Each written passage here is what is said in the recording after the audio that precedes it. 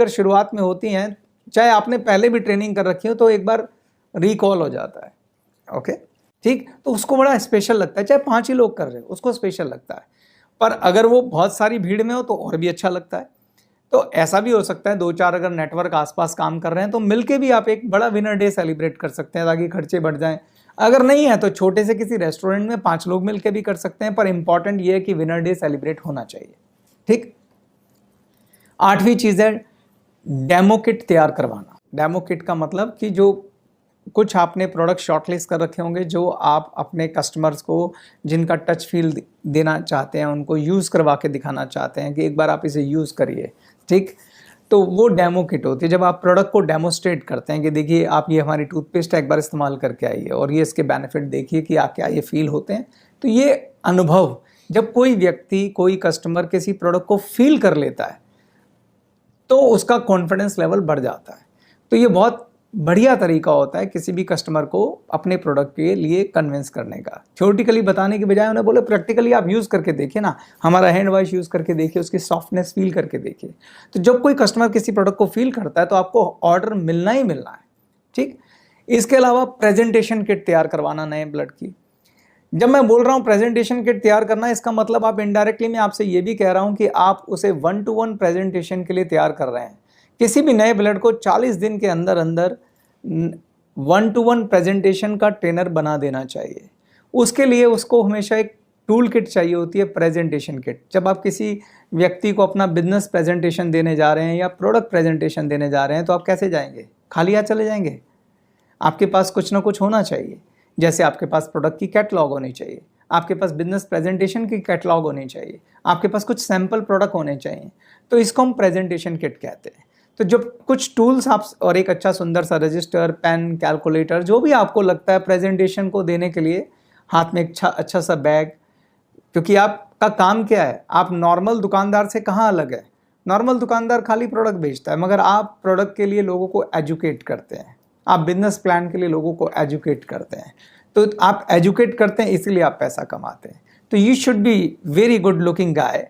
आपको फॉर्मल कपड़े पहनने चाहिए, आपके हाथ में एक अच्छा सा बैग, आपके पास प्रेजेंटेशन किट होनी चाहिए, बड़े सभ्य तरीके से किसी के घर जाना चाहिए, अपनी पत्नी को साथ लेके जाइए, वहाँ जाके आप प्रेजेंटेशन दीजिए और प्रॉपर टूल्स के साथ दीजिए। तो that will make you a professional direct seller. तो जब आप प्रोफेशनल डायरेक्ट सेलर की तरह काम करेंगे तो आपको सक्सेस मिलेगा। मगर नए ब्लड को ये कौन सिखाएगा? Great upline. तो ये 9 पॉइंट एक नए ब्लड को अगर सरबजीत जी मिलेंगे, ठीक, तो डेफिनेटली वो अच्छा परफॉर्म करेगा। मगर अगर किसी के नेटवर्क में सिस्टम फ्लॉ होने की वजह से ये 9 सर्विसेज उसको मिलनी बंद हो जाती हैं, तो देन वो डायरेक्ट सेलर बना ही नहीं। तो आपने बस खाली किसी को फॉर्म भरा के ज्वाइन करा दिया। ये बिजनेस किसी को ज्वाइन कराने का नहीं है, किसी को डायरेक्ट सेलर बनाने का है। जब वो डायरेक्ट सेलर बनेगा, एक बिजनेसमैन बनेगा, तभी तो बिजनेस करेगा। बिल्कुल ठीक। तो you have to put these much efforts. और अगर ये पूरा सिस्टम आपके पास इन प्लेस है आपके नेटवर्क में, और इस सिस्टम में कोई गड़बड़ नहीं है, तो लोग जो भी आएंगे ऑटोमेटिकली डायरेक्ट सेलर बनेंगे, और डायरेक्ट सेलर बनेंगे तो बिजनेस अपने परमानेंट ग्रोथ पे चलता रहेगा। इस सब में बस एक लास्ट इंपॉर्टेंट बात मैं जरूर बोलना चाहता हूं। इस सारे बात में टाइमलाइन बहुत इंपॉर्टेंट है। बेशक आपने सिस्टम बना दिया, मगर आप टाइमलाइन पे नहीं ध्यान देंगे तो भी दिक्कत होगी। देखिए, दुनिया में किसी भी बिजनेस को करेंगे आप, कोई भी काम करेंगे, उसकी सक्सेस में सबसे बड़ा रोल होता है आपके कॉन्फिडेंस लेवल, आपके एंथुजियाज्म और आपकी पॉजिटिव एनर्जी का। यानी अगर आप स्कूल में पढ़ भी रहे हैं और अगर आपको पढ़ाई को लेकर अगर उत्साह है, पढ़ाई को लेकर आपके अंदर ऊर्जा है, तभी आप अच्छे मार्क्स लाएंगे जी। अगर आपको कॉन्फिडेंस है कि यस मैं इसे कर सकता हूं। अगर एक अच्छा टीचर होगा, वो आपको मैथ्स में इतना इंटरेस्ट पैदा कर देगा कि आपका मैथ्स फेवरेट सब्जेक्ट हो जाएगा। और अगर एक खराब टीचर होगा और आपकी 2-4-10 क्लासें मिस हो गई और आपको मैथ्स समझ नहीं आ रहा और ऊपर से जा रहा है, तो आपको मैथ्स से नफरत हो जाएगी, आपका एनर्जी लेवल डाउन चला जाएगा। ऐसा है कि नहीं? सेम हमारे बिजनेस में भी अप्लाई होता है। जब कोई नया ब्लड आता है तो ये बहुत इंपॉर्टेंट है कि जब वो आता है तो वो बहुत हाई एनर्जी के साथ आता है। अब उसका कॉन्फिडेंस लेवल है वो बहुत फ्रेजाइल है जी। क्योंकि ना तो उसके पास कोई ट्रेनिंग है, ना वो कंपनी को बहुत अच्छे से जानता है, ना उसका प्रोडक्ट के ऊपर कोई कॉन्फिडेंस है, ना वो बिजनेस प्लान की डेप्थ को जानता है, कहीं ना कहीं उसके मन में बड़े सारे डाउट होते हैं कि क्या इसमें सक्सेसफुल हुआ जा सकता है। तो जो सारी ट्रेनिंग उसको मिलनी है, जो सारी एजुकेशन उसको मिलनी है, जो सब कुछ मिलना है, अगर वो पहले 48 आवर्स में नहीं मिलेगी जो बेसिक ट्रेनिंग है, तो इस बात के चांसेस बहुत हाई हैं कि वो जो उसका एंथुजियाज्म है, जो एनर्जी लेवल है, वो डाउन हो जाएगा, क्योंकि वो उस पीरियड में इतनी सारी गलतियां कर देगा जहाँ पे उसको अनएक्सपेक्टेड रिजल्ट्स मिलेंगे, रिजेक्शंस मिलेंगे और उसका मॉरल डाउन कर देंगे।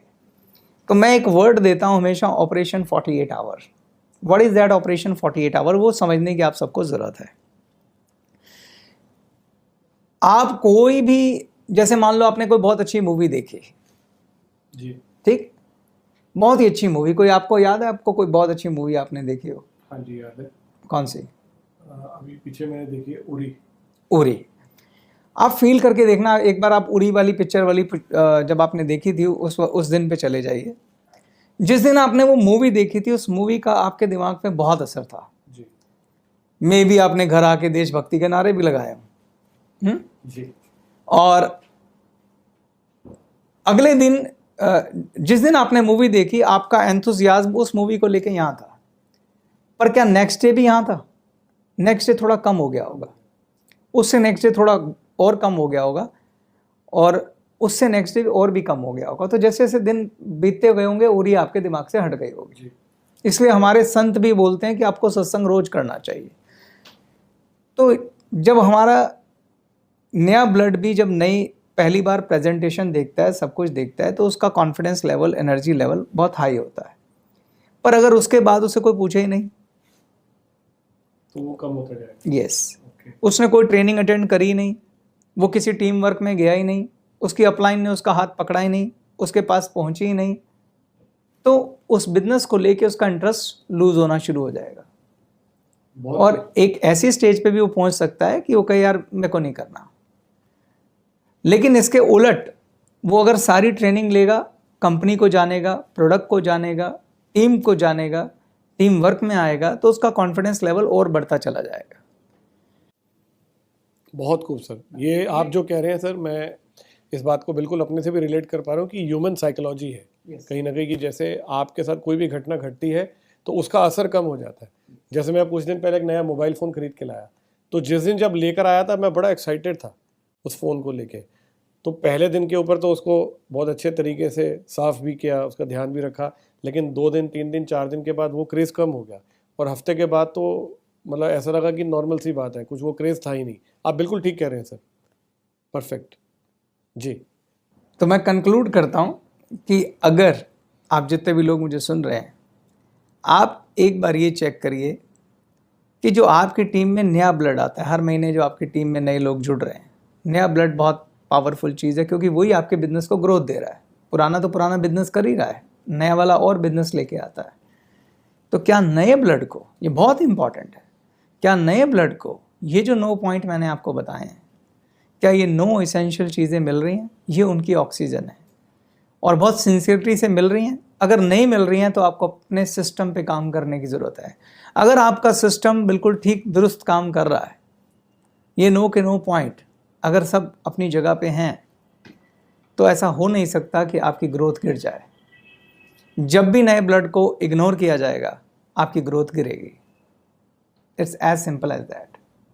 चेतन सर, मैं आपकी बात को अगर समअप करूं तो मुझे ऐसा लग रहा था कि जैसे आप नए ब्लड की बात करते हैं, तो मैं इसको बिल्कुल ऐसे इमेजिन कर रहा था, आप मुझे करेक्ट करना अगर मैं कहीं गलत हूं, कि जब एक नवजात शिशु का जन्म होता है, एक बच्चा पैदा होता है, तो जो डॉक्टर है वो उसे एक वैक्सीनेशन शीट देता है उनके पेरेंट्स को, और ये जिम्मेदारी एक माता पिता की होती है कि अब आपके अपने जो बच्चा है, जो जिसको आपने एक नया जीवन दिया है, अब आप उसका ध्यान भी रखें।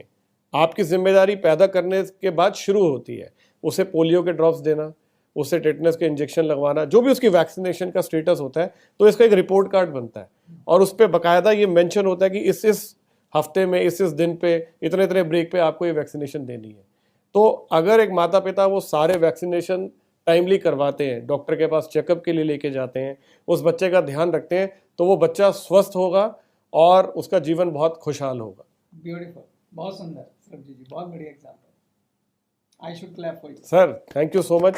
मैं चेतन सर आपका बहुत बहुत धन्यवाद करता हूँ। हमारे पास इन 9 पॉइंट से मुझे उम्मीद है कि बहुत सारे लोगों को बहुत कुछ सीखने को मिला होगा। आज आप सबको ये जानने को मिला होगा, और मैं इसको उस दृष्टि से देख पा रहा हूँ कि ये बातचीत एक अपलाइन के लिए हो रही है कि एक अपलाइन को अपनी डाउनलाइन का ध्यान कैसे रखना चाहिए। यानी कि अगर आप एक फौज के कमांडर हैं तो आपको ये पता होना चाहिए आपको अपने फौजी को क्या क्या देना है, उसको कौन सी ट्रेनिंग दे रही है, उसको कौन से आर्म्स एंड एम्युनिशन देने हैं, कौन सा व्यक्ति किस चीज के अंदर फिट है। जब आप जंग लड़ने जाएं तो एक कमांडर को ये पता होना चाहिए कि उसके फौजी को किस तैयारी के साथ भेजना चाहिए।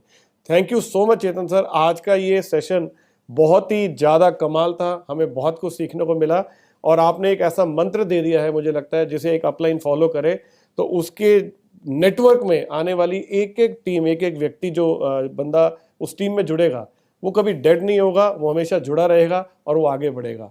तो दोस्तों, मैं चाहूँगा कि इन्हीं शब्दों के साथ हम आज के अपने इस टॉपिक को यहीं समाप्त करते हैं। इंतज़ार करिएगा हमारे नए वीडियो का, अगले वीडियो का, जो जल्द ही आएगा, और हम अगले वीडियो में आप ही के सवाल लेकर फिर मौजूद होंगे। तब तक के लिए हमारी ओर से बहुत बहुत धन्यवाद। जय Bharat, thank you so much.